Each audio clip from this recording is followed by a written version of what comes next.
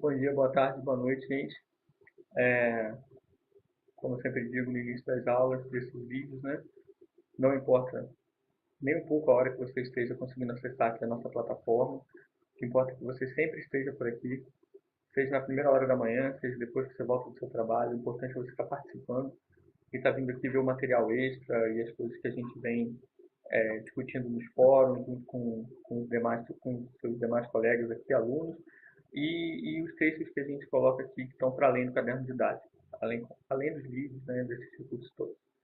Então, sejam sempre bem-vindos a hora que for, esse espaço de estudo de vocês que organizam, mas nunca deixem de visitá-lo, sempre importante, tá? Bom, o nosso vídeo de hoje é sobre a primeira aula da nossa semana, a primeira aula, na verdade, do nosso curso relacionado ao caderno didático. Essa é a aula 1. Aula 1, que no caderno didático e aqui, trabalha com dois conteúdos específicos. O primeiro deles, as questões sociais, políticas e econômicas que fazem ou que impulsionam a mudança do modelo colonial português nas suas então colônias em África, a mudança do olhar português para a África. E a segunda parte, que é proveniente desse embate já, dessa relação, óbvio, muito mais potencializada a partir do século XX, né? Que seria esse embate da oralidade com a escrita, essa primeira maneira de representar colonizado e colonizador pelo viés literário, né? Como que eu posso utilizar uma estrutura literária ocidental que vem pelo dominador, que vem em uma língua que vem do colonizador, em um modelo de comunicação escrito que vem do colonizador, para expressar as minhas angústias de colonizado e falar contra ele. Então, esse é o segundo momento dessa aula. Vamos então à primeira parte. Né? A gente, não, assim, não sou, apesar de ter estudado também por tabela questões históricas, não sou um professor de história, então vou tentar fazer uma ideia panorâmica mesmo dessa transição do século XIX para o XX, no sentido de pensar essa relação e as mudanças que acontecem nessa relação política e de ordem social entre Portugal e suas colônias, né, daquele momento. Então vamos lá. Primeiro, o século XIX é um momento extremamente complicado para Portugal em termos econômicos. Portugal perde a sua maior colônia, a colônia que de certa maneira o sustentava economicamente, né, que é o Brasil. O Brasil se torna independente em 1822, na primeira metade do século XX, desculpa, do século XIX, né?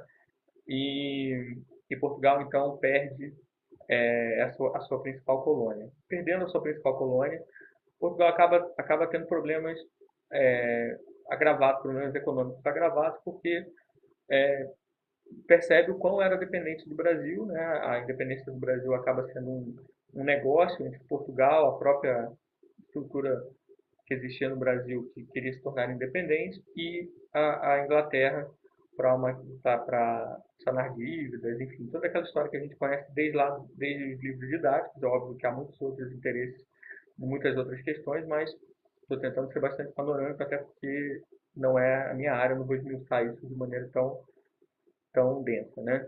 Mas perder o Brasil para Portugal é perder a galinha dos ovos de ouro, literalmente, né? E se encontrar numa bancarrota. Então Portugal acaba tendo que se repensar a partir desse momento, e se repensar inclui repensar a relação que ele tinha com as suas colônias em outros espaços, né? Principalmente na África.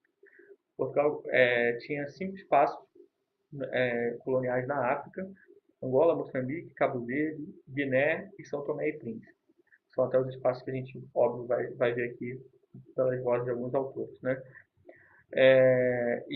Mas a colonização nesses espaços, ela, diferentemente do que aconteceu no Brasil, estava muito longe de ser uma colonização desenvolvimentista, de povoamento, com presença maciça de colonos, de portugueses, né? A metrópole atuando diretamente na administração, estava muito longe disso. Né? Esses espaços portugueses em África, desde seus descobrimentos, desde a divisão desses lotes, digamos assim, como a África foi dividida na Conferência de Berlim, né? Eles eram utilizados principalmente para exploração de matéria-prima básica como caminhos e canais ali de aprisionamento e de tráfico de escravos, né, até a abolição da escravatura, mas isso, né, é histórico, é um dado. E, e esses espaços eram utilizados também como espaços de degredo, ou seja, os grandes vilões, assim, os grandes problemáticos da corte eram mandados, talvez o castigo maior, até maior do que a morte, era ser mandado para um espaço desse, uma então colônia africana, porque o medo que se tinha, principalmente nos séculos anteriores, no século XIX você não tinha mais tanto esses traumas, mas nos séculos anteriores se tinha muito essa ideia de que ir à África era, para um europeu, né, era a morte. Era uma maneira indireta de condenar alguém à morte por conta do clima, dos selvagens, das doenças, dos animais, enfim. Então, os inimigos da coroa e depois da República, né, eram mandados de maneira degradada para esses espaços. Um grande exemplo disso é a gente pensar na nossa história mesmo, né, na Inconfidência Mineira. O Tomás Antônio Gonzaga, né, poeta do arcadismo brasileiro e um dos Inconfidentes, teve como pena, né, o Tiradentes foi enforcado, esquartejado, e o Tomás Antônio Gonzaga, que estava na mesma formação conspiratória, né, contra a coroa ali, entre aspas, foi degradado para Moçambique. Então, a punição dele foi ser degradado para Moçambique. Enfim, então esses espaços tinham uma lógica de construção social dentro da ideia da relação portuguesa, né, de metrópole e colônias, teve que ser repensada no século XIX, depois da perda do Brasil. E se instaurou uma grande discussão que transcendeu o campo político, chegou até às vias literárias, sobre qual era a melhor coisa a fazer com esses territórios na África. Havia propostas, inclusive, de se vender, de ceder esses territórios em troca de mais importância política, em troca de dívidas para outros países europeus, nações europeias que quisessem explorar esses espaços. Havia quem defendesse isso e havia quem defendesse que esses espaços deveriam ser explorados como se fez no Brasil durante séculos, né? Um momento literário interessantíssimo da literatura portuguesa que marca essa discussão é um romance do Eça de Queiroz chamado A Ilustre Casa de Ramírez, né, que conta a história de um fidalgo, Gonçalo Mendes Ramírez, né, e dessa família tradicionalíssima, né, de portugueses, de uma linhagem que vem desde os tempos de cavalaria e tal, não sei o quê, e justamente para mostrar o declínio desse Portugal histórico, desse Portugal grandioso, das grandes epopeias e tal. Né? A ideia do Essa é justamente narrar a história do Gonçalo, mostrar esse declínio de certa maneira, também abrir espaço para críticas e perguntas, né, e questionamentos mesmo sobre o momento português, aquele momento português no século XIX. O que Portugal era e o que Portugal vivia. É um romance que eu recomendo muito, tanto para vocês até compreenderem melhor esse momento do século XIX em Portugal e essa transição do modelo colonial, né, então territórios africanos, portugueses em África, né? Como para a própria constituição de vocês de docentes na área de letras, porque vocês vão ser habilitados aí também a dar aula de literaturas em língua portuguesa, né? Então, literatura brasileira, africana de língua portuguesa e literatura portuguesa. Vocês têm as disciplinas aí, talvez até tenham lido esse romance em uma dessas disciplinas. Então fica a dica e uma dica bastante forte para a leitura da Ilustre Casa de Ramírez. Não vou dar spoiler, né, mas em um determinado momento, já próximo do fim desse romance, há um questionamento de alguns personagens que estão ali, se não me engano, está até na nossa aula, no nosso caderno didático, esse trecho do romance, em que eles entram nesse debate do que fazer com a África, né? Até porque o personagem principal decide ir para a África para fazer fortuna. Então, essa discussão era tão presente na sociedade portuguesa daquele momento que ela transcende aos debates políticos e, enfim, aos interesses políticos e econômicos e vai figurar ali, né, ser protagonista num romance, né, de um dos grandes nomes da literatura em língua portuguesa no mundo, essa de Queiroz, ela vai figurar ali como um tema protagonista para problematizar o Portugal da época. Então, fundamental. Então, assim, a gente, pelo que a gente conhece já da história, né, a gente está quase um século e meio à frente disso, a gente sabe que Portugal escolheu explorar as colônias e não vendê-las como terrenos para outros países, mas resolveu explorar as colônias. E essa decisão muda completamente a configuração social e a estrutura que essas colônias, até o século XIX, principalmente em Angola e Moçambique, o que a gente, em Cabo Verde também um pouco, o que a gente tinha era uma estrutura de sociedade colonial que a gente costuma caracterizar como sociedade crioula, né? Crioula no sentido de mestiça. Era uma sociedade que tinha muito mais os interesses sociais e financeiros como norteador do que propriamente uma escala ou construção racial, aquilo que se pode, como se não se pode fazer sendo negro, mestiço, branco. Isso não era ainda a tônica da ordem social daqueles espaços. Então, essas sociedades eram sociedades de interesse, sociedades baseadas na posição social, né, na quantidade de terras, de bens que você tinha, na influência que você tinha a partir disso. E como não havia uma intensa presença de portugueses, né, de colonos brancos, isso se expandia também para alguns negros e alguns mestiços. Então a gente tinha uma formação social ainda não totalmente baseada na questão racial. E dessa sociedade, não vou dizer um termo bom para isso, dessa sociedade hum, menos opressora, que não é o melhor, mas foi o que me ocorreu agora, menos opressora, para uma mudança completa na sua estrutura, a gente abrupta, né? Porque isso vai ser muito, muito rápido. A gente vai perceber o impacto e o choque que isso vai trazer para a constituição social daqueles espaços.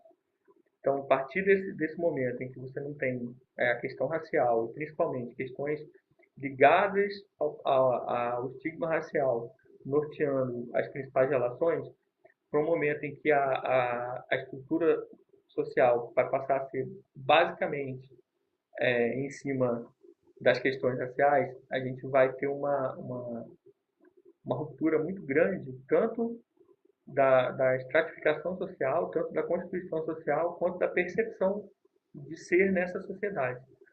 Uma pessoa que tinha muitos bens, que era muito respeitado, nesse momento ela vai, de uma hora para outra, simplesmente deixar de ser essa pessoa com muitos bens, muito respeitado, e passar a ser um negro que, por todos os estatutos e por todas as questões sociais e legais que vão ser implementadas, ele vai ter direitos limitadíssimos dentro daquele novo espaço social. Isso está muito espelhado, muito, muito forte num poema chamado Sou Santo, do Viriato da Cruz. Então eu vou até ver se eu consigo disponibilizar esse poema para vocês aí na plataforma, para vocês entenderem um pouco essa lógica. Então essa virada para o século XX, com essa mudança de estrutura colonial tão abrupta, né, ela vai fazer com que a literatura acabe ganhando uma forma nesses espaços. Até uma determinada parte do século XIX, a gente tinha produções muito incipientes, esparsas, sem um sentido de escrita que partisse para a formação ou da formação de um sistema, de muitos autores escrevendo no mesmo momento. A gente tinha aparições literárias.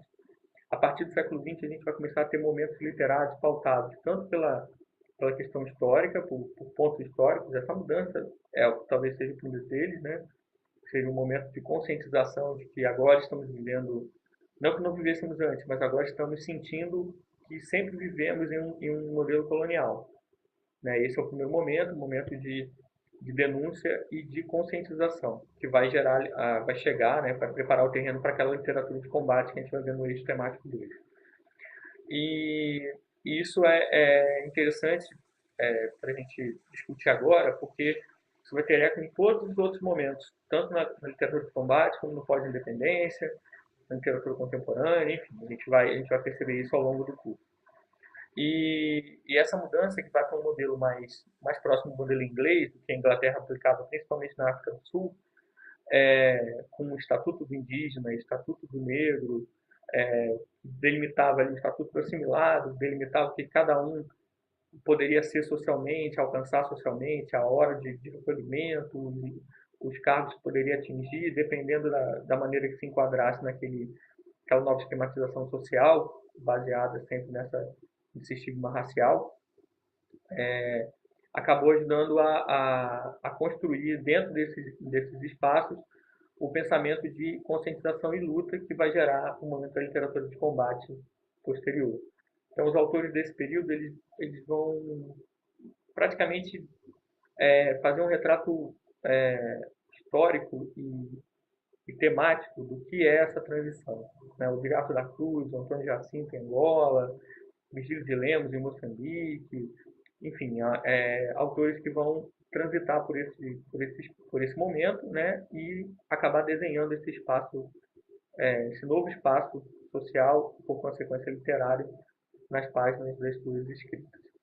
Bom, esse é o primeiro ponto dessa aula. O segundo ponto que a questão da oralidade da escrita é proveniente desse também. Né? Quando se toma essa consciência de que vamos produzir uma literatura que já pensa os nossos espaços a partir da presença do outro, do colonizador, alguns temas ligados a culturas tradicionais que convivem naqueles espaços começam a emergir.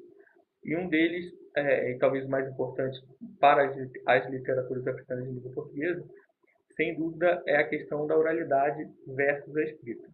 A oralidade seria a representação tradicional da maneira de contar as histórias, de transmitir as histórias e de eternizá-las, né, na maioria das comunidades que viviam naqueles espaços. Então, há vários ditados, inclusive um que é muito famoso, que as pessoas usam muito e já tem até muito em redes sociais, assim, que em África, quando se morre um velho, se perde uma biblioteca, porque a transmissão dos ensinamentos, das grandes histórias, das tradições em si, elas se davam através de contações, né, de reproduções orais, e sempre numa lógica entre anciões experientes, né, os griots, e os mais jovens que tinham que receber essas histórias, armazenar essas histórias para depois transmiti-las também aos seus futuros mais jovens.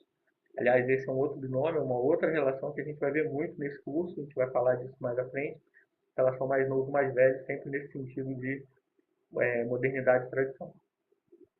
Então, essa oralidade que está muito consolidada nas culturas africanas, de um modo geral, ela vai acabar se opondo, né, a partir dessa leitura mais crítica daquele momento, daquela situação colonial, à escrita. A escrita é o registro clássico do Ocidente, digamos assim, né, da cultura ocidental, e que vem com o colonizador, que vem com o colonizador e que vem também com a língua do colonizador que está sendo imposta naqueles territórios. Então, a gente vai ter o combate entre a estrutura de registro, de contação, de reprodução de histórias, né, de construção de textos tradicional, oralidade, e essa mesma estrutura de registro, de contação de histórias, de produção de textos do colonizador, que é a escrita. Não que aqueles povos não possuíssem escrita, mas a escrita é em língua portuguesa. Vamos pensar nessa lógica. Esse embate ele vai ser pensado e repensado em muitos momentos do século XX, não só nesse momento inicial, a gente vai voltar nisso em vários momentos aqui do nosso curso, da nossa disciplina, mas é fundamental que a gente entenda agora como eles se relacionam. Né?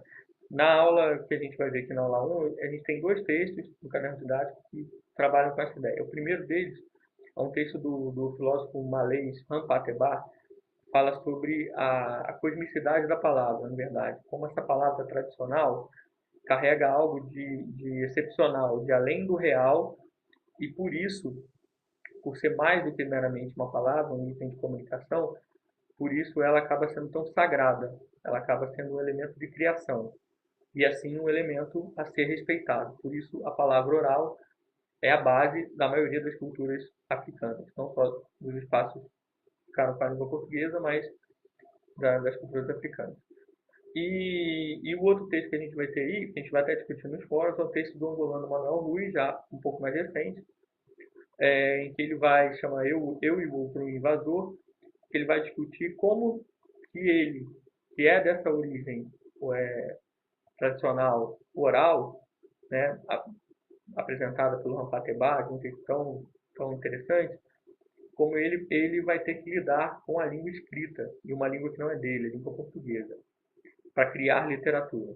E aí ele vai fazer um texto que acho que é seminal, assim, é fundamental para a gente pensar a escrita de alguns autores que a gente vai ver aqui, como Mia Couto, Landino Vieira, o próprio Manuel Rui, Ondiak, enfim, e tantos outros que a gente vai, Craveirinha, que a gente vai vendo durante o curso.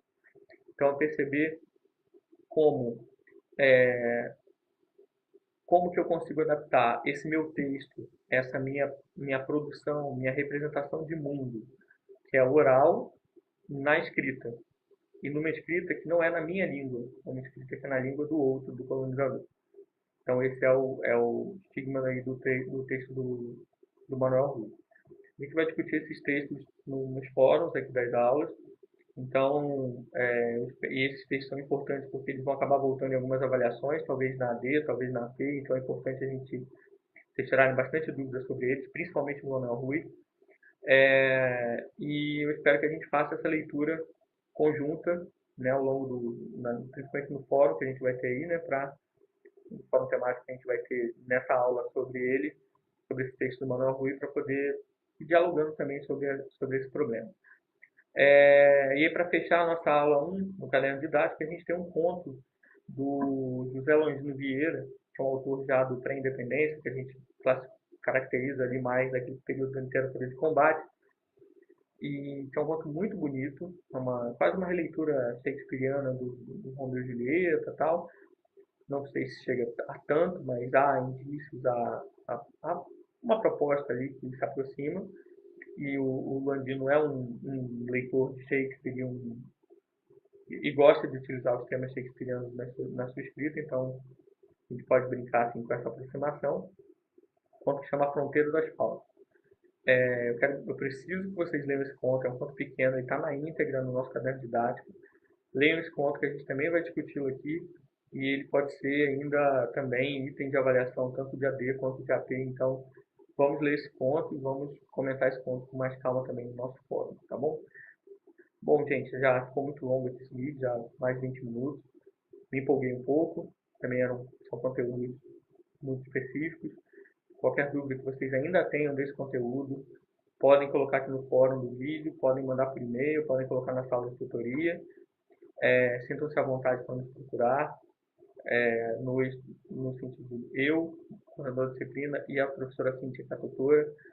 Fiquem à vontade para procurar a gente para discutir esses temas e para qualquer outra dúvida que vocês tenham, tá? Uma boa semana para vocês. Espero que a gente tenha um bom momento de estudo sobre esses temas, que são temas fundamentais para as aulas seguintes, para o resto do curso todo. Então, foquem bastante nessas aulas, nessa aula, né, nessa aula 1, e nesses textos que a gente citou aqui. E na próxima semana a gente volta com os comentários aqui, com algumas questões levantadas sobre o conto, novela, Engamuturi, de Alfredo Troni, para começar a nossa aula 2, tá bom? Um grande abraço a todos vocês, boa semana, apareçam por aí. Até mais, gente.